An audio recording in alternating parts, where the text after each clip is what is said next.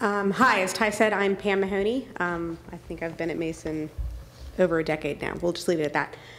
So I am not one of the young people who just came out of school while learning all the technology. I'm the person who sits in the digital learning committee meetings and goes, yeah, but why? And I think Steve Knight probably wants to kill me half the time, but he's too nice to say so. You just thumbed up that. That's not okay. Anyway, we're all friends. Okay, so I teach AP Government and World History this year, so I'm just going to kind of show you some of the really cool things we've been doing there. And first of all, I will say also that Schoology has been wonderful. We have a big AP test coming up in 2 weeks, and the SOL is coming up at the end of the month. And with the number of snow days we've had this year, I have not lost any days because of Schoology, which I think the children weren't really happy with, because I was able to say, okay, you have until 5 o'clock today to get this done.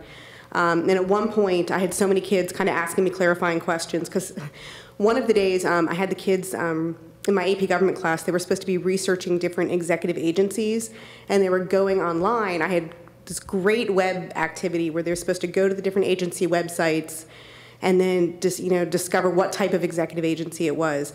Unfortunately, the government was shut down that day, and I did not anticipate that half the government websites wouldn't be working.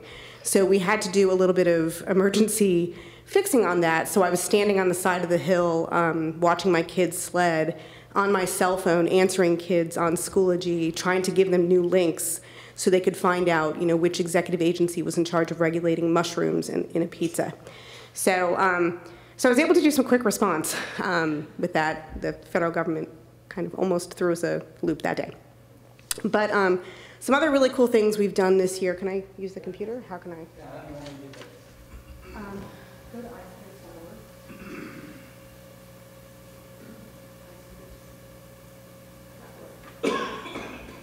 My presentation is not as nice as Mr. Stewart's. I'm supposed to be on a baseball field right now, but we got rained out. So one of my favorite things in civics education right now is after Sandra Day O'Connor left the Supreme Court, she got involved with this organization called iCivics.org because she felt like civics education was not as great as it could be. So they have all these online gaming applications now. So yeah, go to play. And it has all these different games where you can navigate your way through the federal court system. Like you're presented with a case and you have to decide, would this be handled in the state courts, in an appellate court system, or would it go straight to the federal courts? There's a game where you have to run for president. You have to figure out which states you would go to get the most electoral votes, how are you going to fundraise, do different things like that. The counties work one, which is one we did the other day, which you had to listen to different constituents and decide if you were going to raise the tax rate or not to fund the different things, which, I don't know if anyone here wants to play that game or has enjoyed playing that game in the past week, but it was kind of a very timely game that we played. So different things like that. Also, my favorite game, different website. Can you go to the redistrictinggame.org? We have to teach in AP Government. We talk a lot about congressional districting, and gerrymandering is a really hard concept for the kids to understand. So typically what we do is they read about it at home. I give them some notes in class in it, and they have so many questions because it's hard for them to get. And then we play this game called the redistricting game. And several of the students have probably stayed up too late at night to understand redistricting. And it goes through different levels. And like the first level, you just have to kind of create congressional districts.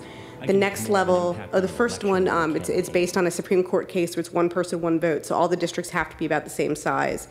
And then the next level, they each get harder as kind of more limits are put on the redistricting. Like you have to have, you want to have 3 of the districts be Republican leaning and 1 being Democratic leaning, while keeping them all one person, one vote, while keeping them, roughly the same size, and then, but then you can't redistrict on the basis of, on race, but you can do it on political. So you have like the different federal laws that impact redistricting come in, and it just gets progressively harder, and eventually the children start crying. But they see that, basically, map making is incredibly important to who wins Congress. So it becomes a very powerful concept from them, and they like the games, the online games. So that's just the intro to it. Can you hit play the game at the bottom? If you hit mission 1, yeah, just basic. I don't know how far you want to go with it, but never mind. And then we call Mr. Knight and we say, what do we do now to get past the... and he solves it that quickly, because he is that responsive. Yep. So they can choose the different parties. Yeah. So anyway, you don't have to go through the game, but it's a really fun game to play. Another thing, we have a class set of iPads, and so the kids can use, I don't have the great Prezi ones, but the presentations, but I still kind of use old PowerPoints. Not old PowerPoints, I still use PowerPoints. And the kids can use the iPads to basically take notes directly on the PowerPoints themselves, and then they can export it to a Google Doc, or if it's their own iPad, they can keep it on their iPads themselves. And what's great about it is they can type directly onto it as I'm speaking. They can embed videos into it. So my favorite example of that is earlier this year we were talking about political parties. We're talking about how political parties are fragmented and decentralized. And I made the analogy that it's like herding cats to run a political party this year. So then one of the students went and found a YouTube video of herding cats, which was very funny, and then embedded it within her video. So then that joke's been there all year. And then finally, what I would like to show you is my use of Twitter this year, which has actually probably been more professionally good for me than the kids this year. Some of them use it. I think they think I'm like, you know, I'm their grandma, just constantly tweeting out articles to them, because I follow a lot of the Washington Post reporters, and a lot of the really, you know, the current event stuff will come up. I think I probably need to log in. But one of the things on Twitter is that there is a professional learning network of other AP government and all government teachers out there. And so we communicate every Sunday night. There's a Gov chat under hashtag HSGovChat. And it's several teachers in the country have kind of taken this on. And so there's like a meeting of AP government teachers, because one of the hard things sometimes about working in Falls Church is that there aren't a lot of us. So there's myself and Ms. Harrington, but other than that, sometimes we got to reach out around the country to find other resources. So this group of teachers has kind of come together, and then what they'll do is they'll find kind of prominent people out there, and they'll host a chat for us. So Dana Perina, who's a former White House press secretary, was on with us one night, and we were able to ask her questions about how the president uses the media and kind of different strategies. So it's been actually really cool. And you can see I'll retweet a lot of stuff. The AP government exam's coming up in a couple weeks, and there's a lot of movement on Twitter right now to just kind of retweet information that might be helpful for the exam. So anyway, and it's only work-based. The kids can follow me, but I don't follow the kids unless they specifically tell me they want me to follow them. So it's been kind of cool. Anyway.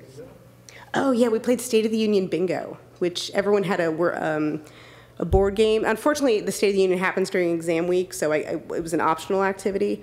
But basically, everyone could live tweet the State of the Union speech, and then whenever they saw something on their board game, we played bingo. So Mr. Berg got really into it, I believe. Yeah. Yeah, you won. He might have won. I don't know. I don't remember. But I also, like last year, I live tweeted the presidential debates. Which is hard to do without showing any bias, but it was kind of, so we live tweeted the debates, we live tweeted election night, stuff like that. So it's been really fun from a current event standpoint. So that's how we've used it in social studies this year. All right, bye. Thank you.